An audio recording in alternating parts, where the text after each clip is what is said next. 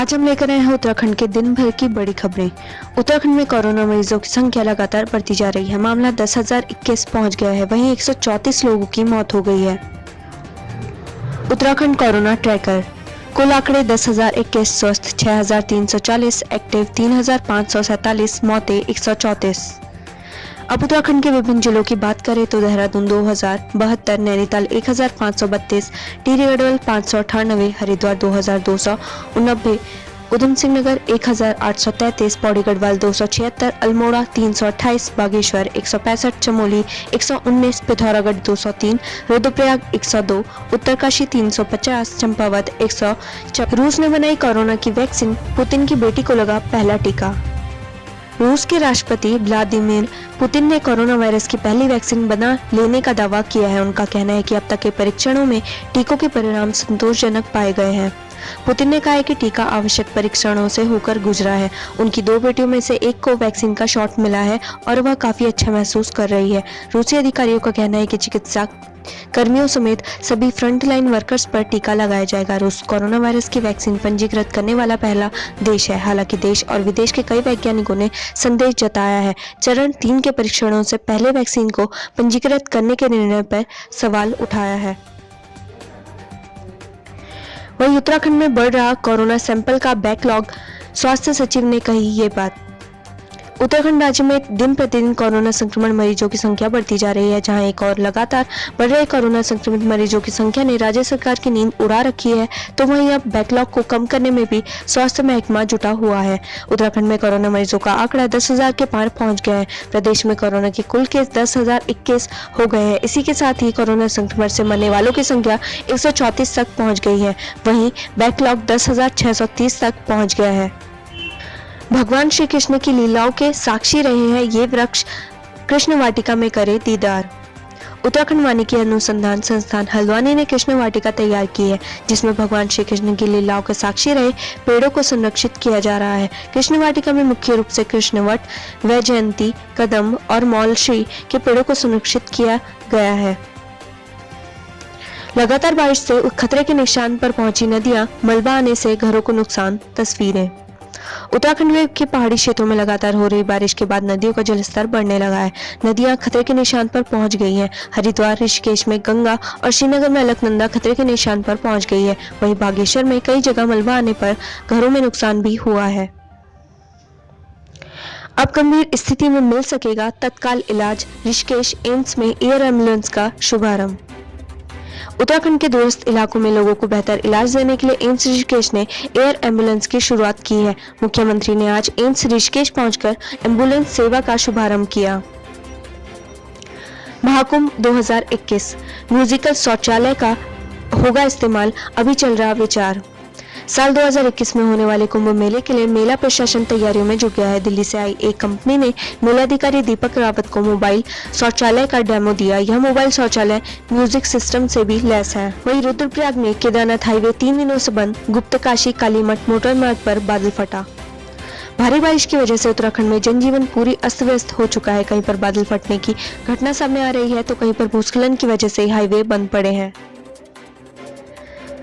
ऋषिकेश में गंगा का जलस्तर बढ़ा, सौंग नदी में फंसे बुजुर्ग दंपत्ति बचाए गए।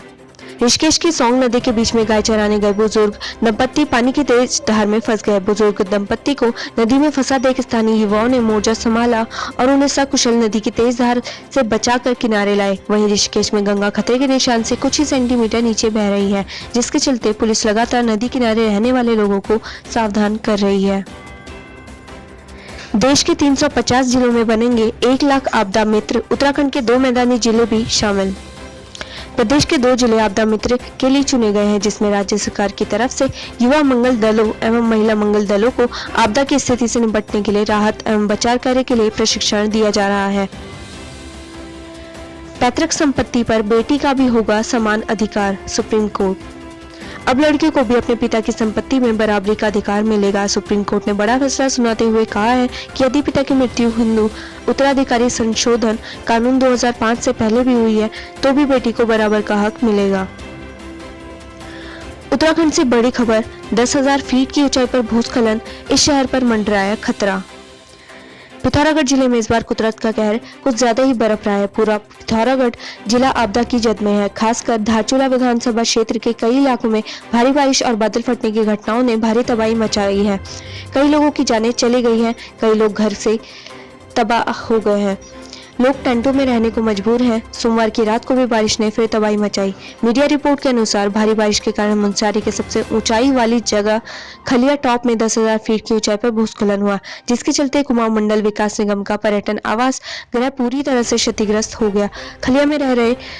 खलिया में हो रहे भूस्खलन से मुनस्यारी को खतरा बना हुआ है। बंगा पानी में 2 भवनों को काफी नुकसान हुआ है। भारी बारिश के कारण पिथौरागढ़ थल मुनस्यारी मार्ग टनकपुर तवा घाट हाईवे 3 स्थानों पर मलबा आने से बंद है। चीन सीमा को जोड़ने वाली तीनों मार्ग बंद है।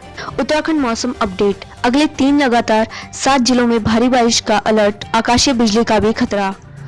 मौसम विज्ञान केंद्र ने राज्य भर में अगले 3 दिनों तक लगातार भारी बारिश का अलर्ट जारी किया है। मौसम विज्ञान विभाग के अनुसार 12 अगस्त से देहरादून समेत 7 जिलों में लगातार 3 दिनों तक भारी से बहुत भारी बारिश का ऑरेंज अलर्ट जारी किया गया है। कुछ जगहों पर आकाशीय बिजली भी गिरने का खतरा है। मौसम विभाग ने 14 अगस्त तक प्रदेश में भारी बारिश की चेतावनी जारी की है और उसके बाद भी बारिश का सिलसिला जारी रह सकता है। मौसम विज्ञान केंद्र के निदेशक विक्रम सिंह ने बताया कि 11 अगस्त को देहरादून, पिथौरागढ़, बागेश्वर, नैनीताल, पौड़ी, हरिद्वार, चंपावत, टिहरी, रुद्रप्रयाग और उत्तरकाशी जिलों में अधिकांश जगहों पर भारी बारिश हो सकती है। अन्य जिलों में भी कई स्थानों पर बारिश हो सकती है। 12 और 13 अगस्त को प्रदेश के सभी जिलों में अधिकांश जगह बारिश हो सकती है, जबकि 14 अगस्त को कुमाऊं क्षेत्र के सभी जिलों में अधिकांश जगह और गढ़वाल क्षेत्र के कुछ जिलों में बारिश होने की संभावनाएं नजर आ रही हैं। इसको देखते हुए मौसम विज्ञान केंद्र ने अलर्ट जारी किया है। कोरोना काल में कैदियों को लेकर उत्तराखंड पुलिस मुख्यालय का बड़ा फैसला। जेल में बढ़ते कोरोना के मामले को देखते हुए पुलिस मुख्यालय द्वारा निर्णय लिया गया है कि किसी भी कैदी को जेल ले जाने से पहले उसका कोरोना टेस्ट किया जाएगा। इसके साथ ही कैदी को जेल से पहले 15 दिनों तक जेल के क्वारंटीन सेंटर में रखा जाएगा। साथ ही उत्तराखंड में जेलों तक कोरोना ने दस्तक दे दी है। ऐसे में पुलिस मुख्यालय ने सभी एसपी, एसएसपी को निर्देशित किया है कि बिना कोविड के टेस्ट किसी भी मुलजिम को जेल न भेजा जाए। ज्यादा जानकारी देते हुए देहरादून एसएसपी और डीआईजी अरुण मोहन जोशी ने बताया है कि मुख्यालय के आदेश हैं, आगे इसी प्रक्रिया के तहत काम किया जाएगा। डीआईजी ने बताया कि इसके लिए एसपी क्राइम को जिम्मेदारी सौंपी गई है, जो कि इसकी रूपरेखा तैयार करेंगे। वहीं गढ़वाल से दुखद खबर, आकाशीय बिजली गिरने से ग्रामीण की मौत, पत्नी बेहोश। नैनबाग क्षेत्र में आकाशीय बिजली गिरने से 50 वर्षीय व्यक्ति की मौत हो गई। धनौल्टी में भी सड़क हादसा हुआ है। यहाँ बोलेरो खाई में गिर गई। हादसे में 3 लोग घायल हुए हैं। फर्राटा पंखे से फैला करंट, चपेट में आकर छात्र की मौके पर मौत। नैनीताल में मालधन चौड़ में फर्राटा पंखे से करंट लगने से एक छात्र की मौत हो गई है। हादसे के बाद परिजनों से काशीपुर अस्पताल लेकर पहुंचे, जहां चिकित्सकों ने उसे मृत घोषित कर दिया। रोहित ने हाल में 2वीं श्रेणी के इंटरमीडिएट की परीक्षा पास की थी। छात्र की हालत गंभीर देख परिजन उसे आनन फानन में काशीपुर के एक निजी अस्पताल लेकर पहुंचे, लेकिन तब तक उसकी मौत हो चुकी थी।